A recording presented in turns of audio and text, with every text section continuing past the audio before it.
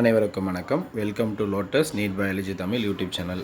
நம்முடைய யூடியூப் சேனலில் PGTRB education psychology GK and Tamil தகுதி தேர்வுக்கு ஆன்லைன் டெஸ்ட் பேட்ச் பார்த்துட்ருக்கோம். இந்த ஆன்லைன் டெஸ்ட் பேட்ச்சில் நீங்கள் யாராவது ஜாயின் பண்ணணும்னு ஐடியா இருந்தால் உங்களுக்கான ஃபீஸ் டீட்டெயில் தான் இது. ஸோ ஃபார் வீக்குக்கு 150 ருபீஸ் பே பண்ணணும். ஸோ இதே ஃபுல் கோர்ஸ் அப்படின்னா 4500 பே பண்ணணும். ஸோ நீங்கள் பே பண்ணிவிட்டு ஜாயின் பண்ண வேண்டிய நம்பர் ஸ்க்ரீனில் தெரியுது. அந்த நம்பருக்கு பே பண்ணிவிட்டு ஜாயின் பண்ணிக்கோங்க ஐடியா இருந்தால். ஸோ அது மட்டும் இல்லாமல் பிஜிடிஆர்பி தமிழ் தகுதி தேர்வுக்கு மட்டும் தனியாக ஆன்லைன் டெஸ்ட் பேட்ச் ஸ்டார்ட் பண்ணியிருக்கோம். ஸோ இதுக்கான ஃபீஸ், அதுக்கான பே பண்ண வேண்டிய ஃபோன் நம்பர் ஸ்க்ரீனில் தெரியுது. ஸோ விருப்பம் இருக்கிறவங்க பே பண்ணிவிட்டு ஜாயின் பண்ணிக்கோங்க. ஸோ நம்மளுடைய ஆன்லைன் டெஸ்ட் பேட்சில் வந்து பண்ணாக்கா தமிழ் மீடியமுக்கு செப்பரேட்டாக வந்து பண்ணாக்கா ஆன்லைன் கிளாஸஸ் இருக்குது. இங்கிலீஷ் மீடியமுக்கு வந்து பண்ணாக்கா செப்பரேட்டாக ஆன்லைன் கிளாஸஸ் இருக்குது. ஜாயின் பண்ணணும்னு ஐடியா இருக்கிறவங்க ஜாயின் பண்ணிக்கங்க. ஸோ நம்ம இன்றைக்கி பார்க்க போகிறது வந்து பண்ணாக்கா தமிழ் தகுதி தேர்வுடைய கிளாஸ் தான் பார்க்க போகிறோம். ஸோ இந்த கிளாஸில் நம்ம பார்க்குறது வந்து பண்ணாக்கா 10th ஸ்டாண்டர்ட் இயல் 4. ஸோ இதுதான் பார்க்க போகிறோம். ஸோ 4ஆம் தமிழ் அப்படின்னு சொல்லிட்டு.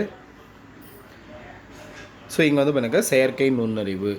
உயிரினங்களில் மனிதனை உயர்த்தி காட்டுவது அவர்களின் சிந்தனை ஆற்றலே. உயிரினங்களில் மனிதனை உயர்த்தி காட்டுவது எது அப்படின்னாக்கா அவர்களின் சிந்தனை ஆற்றலே. அந்த சிந்தனைக்கு தொழில்நுட்பமும் துணை செய்கிறது. அந்த சிந்தனைக்கு எது துணை செய்யுது அப்படின்னாக்கா தொழில்நுட்பம் வந்து பண்ணாக்கா துணை செய்யுது.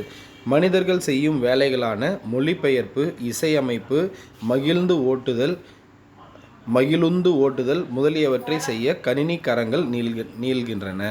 அப்போ வந்து பண்ணாக்கா மனிதர்கள் செய்யும் வேலைகளான மொழிபெயர்ப்பாக இருக்கட்டும், இசையமைப்பாக இருக்கட்டும், மகிழுந்து ஓட்டுதலாக இருக்கட்டும், இதெல்லாம் செய்கிறதுக்கு கணினி கரங்கள் நீள்கின்றன.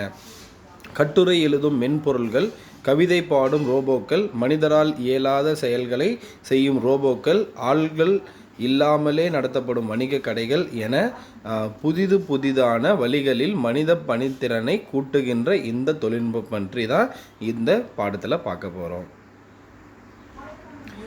ஒரு மின் சுற்றறிக்கை. பள்ளி ஆண்டு விழாவுக்கான கவிதை கட்டுரை போட்டிகள்.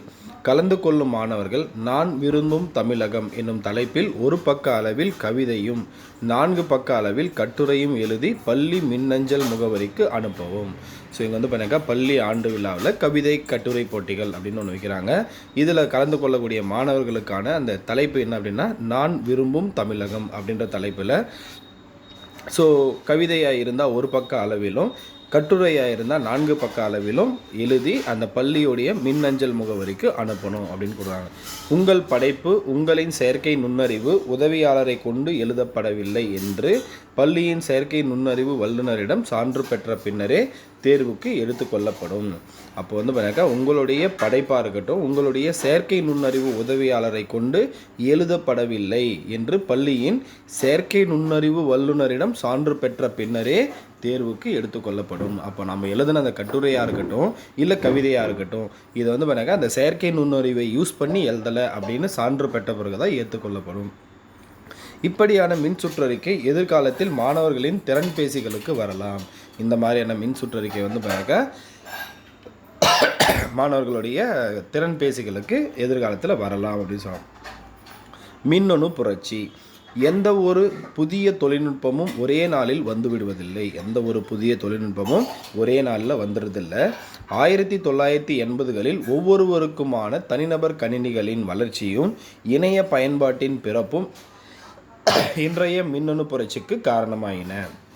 1980களில் ஒவ்வொருவருக்குமான தனிநபர் கணினிகளின் வளர்ச்சியும் இணைய பயன்பாட்டின் பிறப்பும் இன்றைய மின்னணு புரட்சிக்கு காரணமாயின. அவற்றுள் இவ்வுலகை மிகுதியாக ஆளக்கூடிய ஒரு தொழில்நுட்பம் செயற்கை நுண்ணறிவு. அப்போ இந்த உலகத்தை மிகுதியாக ஆளக்கூடிய ஒரு தொழில்நுட்பம் அப்படின்னா எதுனா செயற்கை நுண்ணறிவு.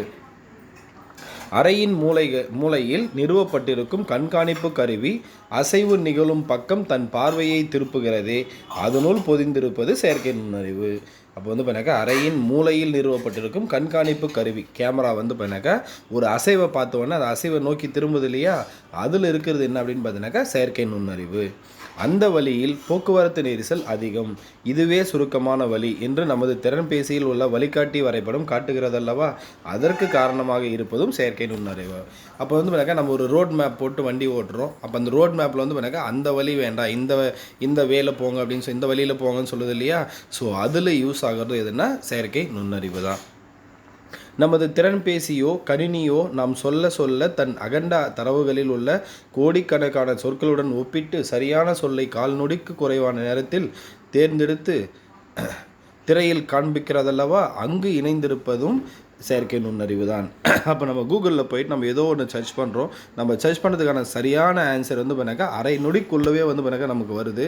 ஸோ அவ்வளோ வேகமாக தேடுது அப்படின்னா அதில் இருக்கிறது என்னென்னா செயற்கை நுண்ணறிவு தான்.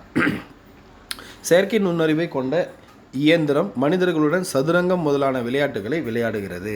அப்போ செயற்கை நுண்ணறிவை கொண்ட இயந்திரம் வந்து பண்ணாக்கா மனிதர்களுடன் சதுரங்கம் முதலியான விளையாட்டுகளை விளையாடுகிறது. கண் அறுவை மருத்துவம் செய்கிறது, சமைக்கிறது, சில புள்ளிகளை வைத்து படம் வரைகிறது. அப்போ வந்து பண்ணாக்கா இந்த செயற்கை நுண்ணறிவு அந்த கொண்ட இயந்திர மனிதன், அதாவது ரோபோ இருக்கு இல்லையா, அந்த ரோபோ வந்து பண்ணாக்கா மனிதர்களோடு சேர்ந்து சதுரங்க விளையாட்டு விளையாடுது, கண் அறுவை மருத்துவம் செய்கிறது, சமைக்கிறது, சில புள்ளிகளை வைத்து படமும் வரையுது. இதழியல் செயற்கை நுண்ணறிவு குறிப்பிடத்தகுந்த மாறுதல்களை செய்து வருகிறது. இதழியலில் செயற்கை நுண்ணறிவு அப்படின்றது குறிப்பிடத்தக்க மாறுதல்களை செய்து வருகிறது. அவற்றுள் விந்தையான ஒன்று இயல்பான மொழிநடையை உருவாக்குதல் என்னும் மென்பொருள் ஆகும்.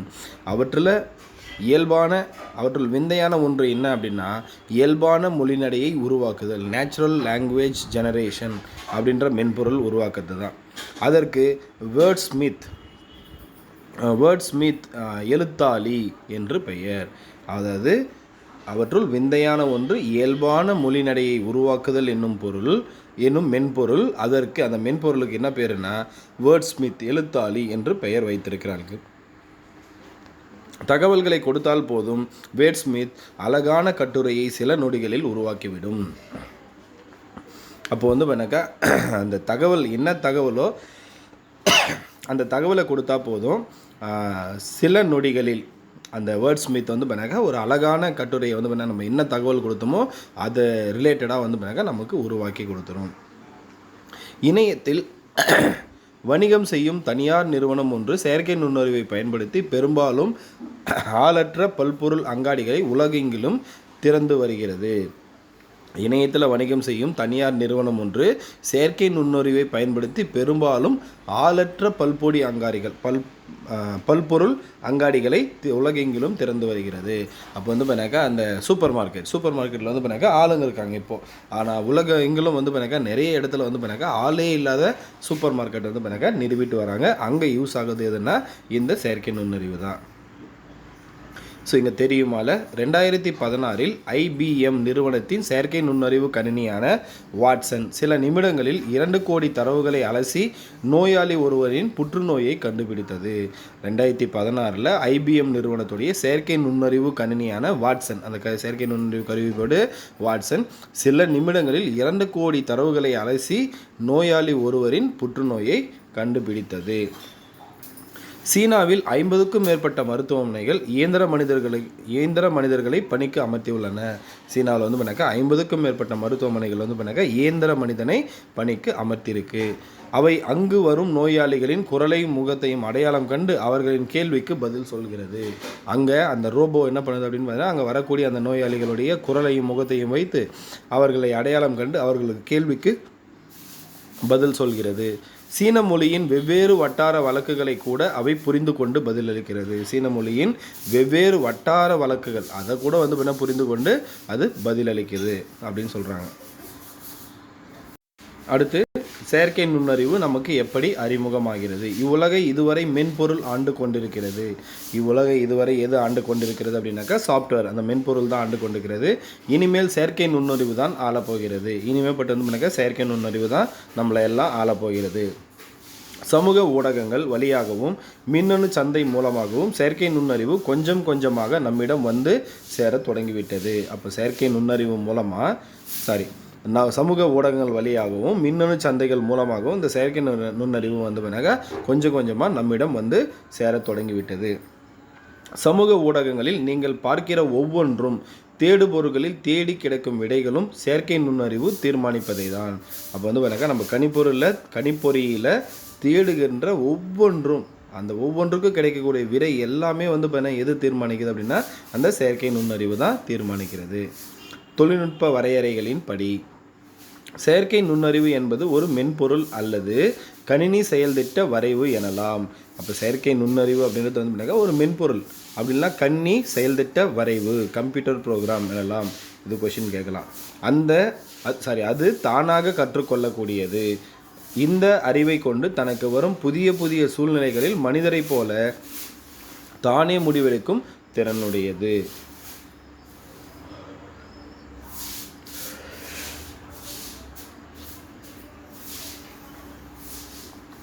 அதே மாதிரி ஒளிப்படங்கள், எழுத்துக்கள், காணொளிகள், ஒலிகள் போன்றவற்றிலிருந்து கற்றுக்கொள்ளும் இயல்புடைய மென்பொருளை ஆராய்ச்சியாளர் வடிவமைக்கிறார். இப்போ ஒளிப்படங்களாக இருக்கட்டும், எழுத்தாக இருக்கட்டும், காணொலியாக இருக்கட்டும், ஒலிகளாக இருக்கட்டும், இதிலிருந்து கற்றுக்கொள்ளக்கூடிய மென்பொருளை தான் என்ன பண்ணுறாங்க, ஆராய்ச்சியாளர்கள் வடிவமைக்கிறார்கள்.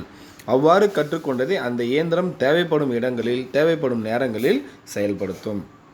அந்த அந்த அந்த மாதிரி கற்றுக்கிட்ட அந்த விஷயத்தை வந்து பண்ணாக்க எந்த இடத்துல தேவையோ அங்கே தேவைப்படும் நேரத்தில் அதை வந்து பண்ணாக்க செயல்படுத்தும். செயற்கை நுண்ணறிவு பொதிந்த இயந்திரங்களுக்கு ஓய்வு தேவையில்லை. செயற்கை நுண்ணறிவு பொதிந்த இயந்திரங்களுக்கு ஓய்வுன்னு ஒன்று தேவையே இல்லை. செயற்கை நுண்ணறிவால் பார்க்கவும் கேட்கவும் புரிந்து கொள்ளவும் முடியும் என்பதே அதன் சிறப்பு. அப்போ செயற்கை நுண்ணறிவால் அதை பார்க்கவும் முடியும், கேட்கவும் முடியும், புரிந்து கொள்ளவும் முடியும். அப்படின்றது தான் அந்த செயற்கை நுண்ணறிவுடைய மிக சிறந்த சிறப்பான ஒன்று. மனிதனால் முடியும் செயல்களையும் அவன் கடினம் என்று கருதும் செயல்களையும் செய்யக்கூடியது செயற்கை நுண்ணறிவு. அப்போ மனிதனால் செய்யக்கூடிய செயலாக இருக்கட்டும், இல்லை மனிதனால் முடியாது அப்படின்னு சொல்லக்கூடிய கடினமான செயலாக இருக்கட்டும், ரெண்டுத்தையுமே வந்து எனக்கு இந்த செயற்கை நுண்ணறிவு அப்படின்றது செய்யும். மெய்நிகர் உதவியாளர். திறன் பேசிகளில் இயங்கும் உதவும் மென்பொருள் கண்ணுக்கு புலப்படாத மனிதனைப் போல நம்முடன் உரையாடி சில உதவிகள் செய்கிறது. அப்போ திறன்பேசிகளில் இயங்கும் உதவும் மென்பொருள் கண்ணுக்கு புலப்படாத மனிதனைப் போல நம்முடன் உரையாடி சில உதவிகள் செய்கின்றன. இவை நாம் சொல்கின்றவர்களுக்கு தொலைபேசி அழைப்பு விடுக்கும். நம்ம யாருக்கு சொல்கிறோமோ அவங்களுக்கு தொலைபேசி அழைப்பு விடுக்கும்.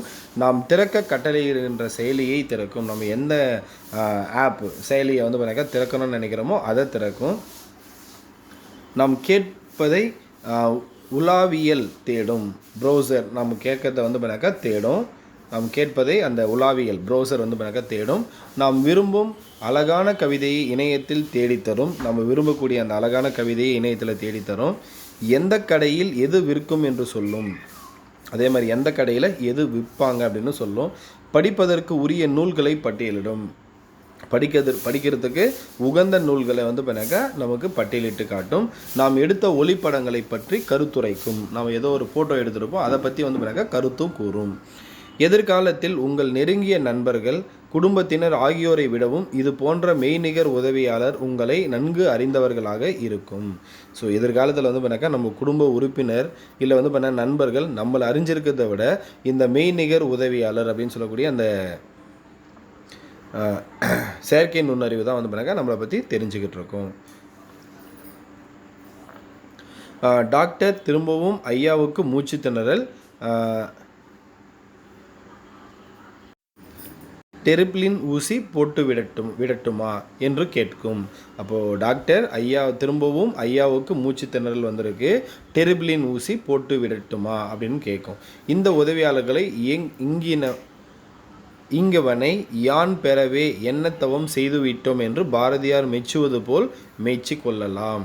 அப்போ வந்து இங்கே இந்த உதவியாளர்கள், இந்த செயற்கை நுண்ணறிவாளர்கள் இருக்காங்களே, செயற்கை நுண்ணறிவு கொண்டிருக்கக்கூடிய அந்த ரோபோக்கள், ஸோ இவங்களை வந்து பாரதியார் என்ன சொல்கிறாருன்னா, இங்கிவனை யான் பெறவே எண்ணத்தவம் செய்துவிட்டேன்.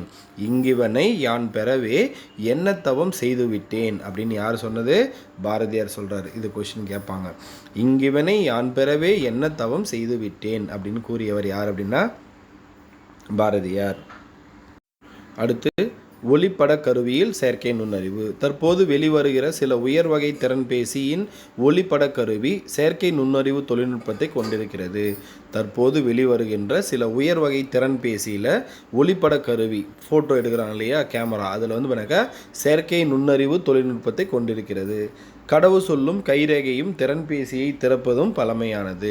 கடவு சொல், அதாவது பாஸ்வேர்டு போட்டு ஓப்பன் பண்ணதாக இருக்கட்டும், இல்லை வந்து பண்ணாக்க கைரேகையை வச்சு ஓப்பன் பண்ணதாக இருக்கட்டும். ஸோ இது எல்லாமே வந்து பண்ணாக்க பழமையானது.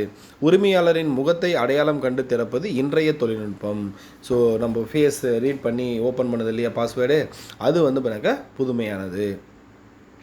இது படையெடுக்கும் காட்சியை அடையாளம் கண்டு அதற்கு ஏற்ப தன்னை தகவமைத்து கொள்கிறது. ஸோ இது படம் எடுக்கும் காட்சியை அடையாளம் கண்டு அதற்கு ஏற்ப தன்னை மாற்றிக்கொள்ளுது. திறன்பேசிகளில் உள்ள ஒளிப்பட கருவியில் எடுக்கும் படங்களை மெருகூட்ட இத்தொழில்நுட்பம் உதவுகிறது. ஸோ இதில் வந்து பண்ணாக்கா அந்த செயற்கை நுண்ணறிவு வந்து பண்ணாக்கா நம்ம மொபைல் ஃபோனில் எடுக்கக்கூடிய அந்த ஃபோட்டோவை மெருகூட்ட, ஏதாவது மாடிஃபிகேஷன் பண்ணுறதுக்கு அது யூஸ் ஆகுது. காணொளிகளை தொகுக்கும் மென்பொருட்களில் வீடியோ எடிட்டிங் இன்றைக்கு செயற்கை நுண்ணறிவு தொழில்நுட்பம் பயன்படுகிறது. காணொளிகளை தொகுக்கும் மென்பொருள்களில் இன்றைக்கு செயற்கை நுண்ணறிவு தொழில்நுட்பம் வந்து பண்ணாக்கா மிகவும் பயன்படுகிறது. இதன் மூலம் நேரம் வீணாவது தவிர்க்கப்படுகிறது. இதன் மூலம் வந்து பண்ணாக்கா நேரம் வீணாகுவது தவிர்க்கப்படுகிறது. அடுத்து வாடிக்கையாளர் சேவை. இந்தியாவின் பெரிய வங்கியான பாரத ஸ்டேட் வங்கி இலா எலக்ட்ரானிக் லீவ் அசிஸ்டன்ட் என்னும் உரையாடு மென்பொருளை உருவாக்கி இருக்கிறது. அப்போ எலக்ட்ரானிக் லைவ் அசிஸ்டன்ட், இதோடைய அப்ரிவேஷனை கூட நமக்கு 1 மார்க்காக கேட்பாங்க. அப்படி இல்லைனா வந்து பண்ணாக்கா அப்படின்ற அந்த உரையாடும் மென்பொருளை யார் உருவாக்கியிருக்காங்க அப்படின்னு கேட்பாங்க. இந்தியாவுடைய பெரிய வங்கி சொல்லக்கூடிய பாரத ஸ்டேட் வங்கி தான் உருவாக்கியிருக்காங்க. ஒரு வினாடிக்கு 10,000 வாடிக்கையாளர்களுடன் அது உரையாடும். ஒரு வினாடிக்கு எவ்வளோ பேர்கிட்ட உரையாடும்? 10,000 வாடிக்கையாளர்களோட உரையாடும். வங்கிக்கு வரும் வாடிக்கையாளர்களுக்கு கிடைக்கும் சேவைகளை அது இணையம் மூலம் அளிக்கிறது. வங்கிக்கு வரும் வாடிக்கையாளர்களுக்கு என்ன சேவை கிடைக்குமோ அதை இணையம் மூலமே இது அளிக்கிறது. செயற்கை நுண்ணறிவு தொழில்நுட்பத்தை பயன்படுத்த இந்திய வங்கிகள் ஆயத்தமாகி வருவதற்கு இந்த இலா ஒரு பதம். அப்போ வந்து பார்த்தீங்கன்னா செயற்கை நுண்ணறிவை வங்கிகளும் பயன்படுத்தலாம் அப்படின்றதுக்கு எது எடுத்துக்காட்டாக இருக்குது அப்படின்னா இந்த இலா அப்படின்றது ரொம்ப இம்பார்ட்டண்ட்டாக இருக்குது. ஏன் செயற்கை நுண்ணறிவு முதன்மையானது? நாம் இப்போது செயற்கை நுண்ணறிவு காலத்தில் இருக்கிறோம். நாம் நினைப்பதை விடவும் வேகமாக இந்த தொழில்நுட்பம் நடைமுறைக்கு வந்து கொண்டிருக்கிறது. நாம் நினைக்கிறத விட வேகமாக இந்த தொழில்நுட்பம் வந்து நடைமுறைக்கு வந்து கொண்டிருக்கிறது. உலகில் உள்ள பெரும்பாலான தொழில்நுட்ப நிறுவனங்கள் இத்தொழில்நுட்பத்தை உருவாக்குவதிலும் பயன்படுத்துவதிலும் விற்பனை செய்வதிலும் கவனம் செலுத்துகிறது. அப்போது பெரும்பாலான தொழில்நுட்ப நிறுவனங்கள் இந்த தொழில்நுட்பத்தை, அந்த செயற்கை நுண்ணறிவு அப்படின்ற தொழில்நுட்பத்தை உருவாக்குறதுலையும் பயன்படுத்துறதுலையும் அதை விற்பனை செய்வதிலையும் அதிகம் கவனம் செலுத்துகிறாங்க. இத்தொழில்நுட்பம் உலகளாவிய வணிகத்துக்கு உதவுகிறது. இந்த தொழில்நுட்பம் வந்து பாருங்க உலகளாவிய வணிகத்துக்கு மிகவும் உதவிகரமாக உள்ளது. செயற்கை நுண்ணறிவின் மிகுதியான வளர்ச்சியால் தரவு அறிவியலாளர்களின் தேவை கூடியுள்ளது. செயற்கை நுண்ணறிவுடைய மிகுதியான வளர்ச்சியால் தரவு அறிவியலாளர்கள், டேட்டா சயின்டிஸ்டோடைய அந்த தேவை வந்து பார்த்தீங்கன்னா கூடியிருக்கு. இயந்திர கற்றல் வல்லுநர்கள் முதலான பல தொழில்நுட்ப வல்லுநர்களின் தேவையும் பெருகி வருகிறது. இயந்திர கற்றல் வல்லுநர்கள் அப்படின்னு சொல்லக்கூடிய பல தொழில்நுட்ப வல்லுநர்களுடைய தேவையும் பெருகி வருகிறது. போட்டி நிறைந்த இவ்வுலகில் செயற்கை நுண்ணறிவை யார் முதலாவதாகவும் சரியாகவும் பயன்படுத்துகிறார்களோ அவர்களுக்கு வணிக வானம் வசப்படும் அப்படின்னு சொல்கிறாங்க. எதிர்காலத்தில் வேலை வாய்ப்புகளில் கணிசமான மாற்றங்களை செயற்கை நுண்ணறிவு கொண்டு வரப்போகிறது. எதிர்காலத்தில் இந்த செயற்கை நுண்ணறிவு அப்படின்றது கணிசமான மாற்றங்களை கொண்டு வரப்போகிறது.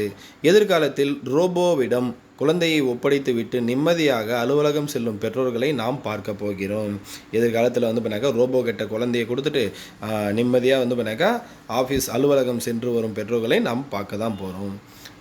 வயதானவர்களுக்கு உதவிகள் செய்தும் அவர்களுக்கு உற்ற தோழனாய் பேச்சு கொடுத்து பேணும் ரோபோக்களையும் நாம் பார்க்க போகிறோம்.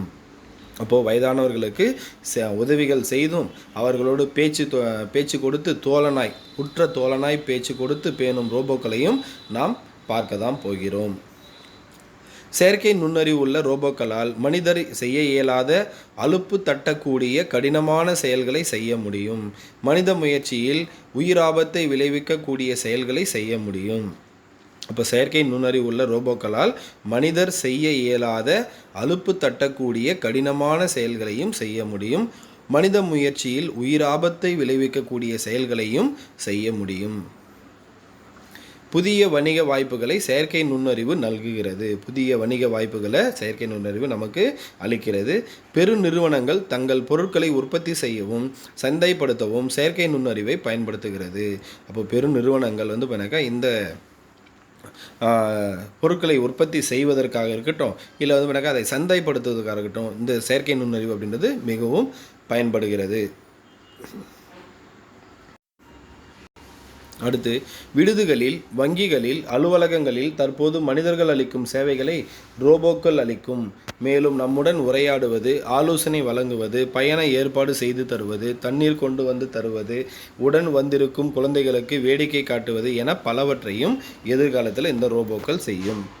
எதிர்காலத்தில் நாம் பயணிக்கும் ஊர்திகளை செயற்கை நுண்ணறிவை கொண்டு இயக்க வேண்டியிருக்கும். எதிர்காலத்தில் நாம் பயணிக்கும் ஊர்திகளை செயற்கை நுண்ணறிவை கொண்டு இயக்க வேண்டியிருக்கும். இத்தகைய ஊர்திகள் ஏற்படுத்தும் விபத்துகள் குறையும். அதாவது இந்த ரோபோக்கள் இயக்கக்கூடிய அந்த ஊர்திகளுடைய விபத்துகள் குறையும். போக்குவரத்து நெரிசல் இருக்காது. அதன் மூலம் பயண நேரம் குறையும். எரிபொருள் மிச்சப்படும். இத்தகைய மென்பொருள்கள் கவிதைகள், கதைகள், விதவிதமான எழுத்து நடைகள் போன்றவற்றை கற்றுக்கொண்டு மனிதர்களுடன் போட்டியிட்டாலும் வியப்பதற்கில்லை. கல்வித்துறையில் இத்தொழில்நுட்பம் பல விதங்களில் பயன்படுத்தும் சாத்தியக்கூறுகள் இருக்கின்றன. செயற்கை நுண்ணறிவின் பொதுவான கூறுகள். செயற்கை நுண்ணறிவு நமது வாழ்க்கையையும் வணிகத்தையும் நம்மை அறியாமலேயே வளப்படுத்தி கொண்டிருக்கிறது. அப்போ அந்த செயற்கை நுண்ணறிவு நமது வாழ்க்கையையும் வணிகத்தையும் நம்மையே அறியாமலேயே வளப்படுத்தி கொண்டிருக்கிறது.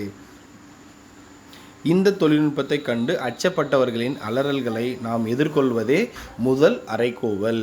ஒவ்வொரு புதிய கண்டுபிடிப்பு அறிமுகமாகும் போது பழைய வேலைவாய்ப்புகள் புதிய வடிவில் மாற்றம் பெறுகின்றன. ஆகவே செயற்கை நுண்ணறிவு தொழில்நுட்பம் அளிக்கும் வியக்கத்தக்க நன்மைகளை புரிந்து கொள்ளவும் வரவேற்கவும் நாம் அணியமாக வேண்டும். மனித இனத்தை தீங்குகளிலிருந்து காப்பாற்றவும், உடல் நலத்தை பேணவும், கொடிய நோய்கள் தொடக்கத்திலேயே கண்டறியவும் மருத்துவம் செய்யும் முறைகளையும் பட்டறிவு மிக்க மருத்துவரைப் போலவே பரிந்துரை செய்யவும் செயற்கை நுண்ணறிவு பயன்படுத்தும் ஆராய்ச்சிகள் மும்முரமாக நடந்து வருகிறது. அடுத்து, கல்வி அறிவு என்பது ஒரு காலத்தில் வாழ்க்கையில் முன்னேறுவதற்கு எழுத படிக்க தெரிந்த கல்வி அறிவே போதுமானதாக இருந்தது. இப்போது கல்வி அறிவுடன் மின்னணு கல்வி அறிவையும், டிஜிட்டல் லிட்ரஸி, மின்னணு சந்தைப்படுத்துதலையும், டிஜிட்டல் மார்க்கெட்டிங் அறிந்திருப்பது வாழ்க்கையை எளிதாக்கவும் வணிகத்தில் வெற்றியடையவும் உதவுகிறது. ஆனால் எதிர்காலத்தில் செயற்கை நுண்ணறிவு பற்றிய அறிவும் 4வது தொழிற்புரட்சியின் தொழில்நுட்பங்களை பயன்படுத்தும் அறிவுமே நம்மை வளப்படுத்த உதவும். ஆனாலும் முன்னேற்றமே. மனித கண்டுபிடிப்புகள் அனைத்திலும் நன்மை, தீமை என 2 பக்கங்கள் இருந்தே வந்திருக்கின்றன. அதற்கேற்ப மனிதர்கள் தங்களை மாற்றிக்கொள்வார்கள். இப்போது உலகில் இங்கொன்றும் அங்கொன்றுமாக பயன்பாட்டில் இருக்கின்ற செயற்கை நுண்ணறிவு தொழில்நுட்பம் எதிர்காலத்தில் உலகில் ஒவ்வொரு துறையிலும் அளவிற்கரிய முன்னேற்றத்தை தரும். அப்போ இதுக்கப்புறம் வரக்கூடிய காலத்தில் இந்த செயற்கை நுண்ணறிவு தான் மிகப்பெரிய முன்னேற்றத்தை தரும் அப்படின்னு சொல்கிறாங்க. அடுத்தது தெரியுமா? ஜப்பானில் சாப்ட் வங்கி உருவாக்கிய இயந்திர மனிதனே பெப்பர். பெப்பர் ஜப்பானின் சாப்ட் வங்கி உருவாக்கிய இயந்திர மனிதனுடைய பேர் தான் என்னது? பெப்பர். இது உலக அளவில் விற்பனையாகும் ஒரு ரோபோ. இது உலக அளவில் விற்பனையாகும் ஒரு ரோபோ. வீட்டுக்கு, வணிகத்துக்கு, படிப்புக்கு என்று 3 வகையான ரோபோக்கள் கிடைக்கிறது. இந்த பெப்பரில் வீட்டுக்கு, வணிகத்துக்கு, படிப்புக்கு அப்படின்னு 3 வகையான ரோபோக்கள் கிடைக்கிறது. இவை மனிதரின் முகபாவனையிலிருந்து உணர்வுகளை புரிந்து கொண்டு அதற்கேற்ப செயல்படுகிறது. இது மனிதனுடைய முகபாவனையிலிருந்து உணர்வுகளை புரிந்து கொண்டு அதற்கேற்ப செயல்படுகிறது. பெப்பரை வரவேற்பாளராகவும் பணியாளராகவும் வீடுகளிலும் வணிக நிறுவனங்களிலும் உணவு விடுதிகளிலும் பயன்படுத்துகிறார்கள். அப்போ பெப்பரை வரவேற்பாளர்களாகவும் பணியாளர்களாகவும் வீடுகளிலும் வணிக நிறுவனங்களிலும் உணவு விடுதிகளிலும் பயன்படுத்துகிறார்கள் அப்படின்னு சொல்கிறாங்க. அடுத்து, எத்திசையும் புகழ் மணக்க. சீன நாட்டில் தமிழ் கல்வெட்டு. சீன நாட்டில் காண்டன் நகருக்கு 500 கல் வடக்கே சூவன் சவ் என்னும் துறைமுக நகர் உள்ளது. சீன நாட்டில் காண்டன் நகருக்கு 500 கல் வடக்கே சூவன் சவ் என்னும் துறைமுக நகர் உள்ளது. பண்டைய காலத்திலும் இது சிறந்த துறைமுகமாக விளங்கிற்று.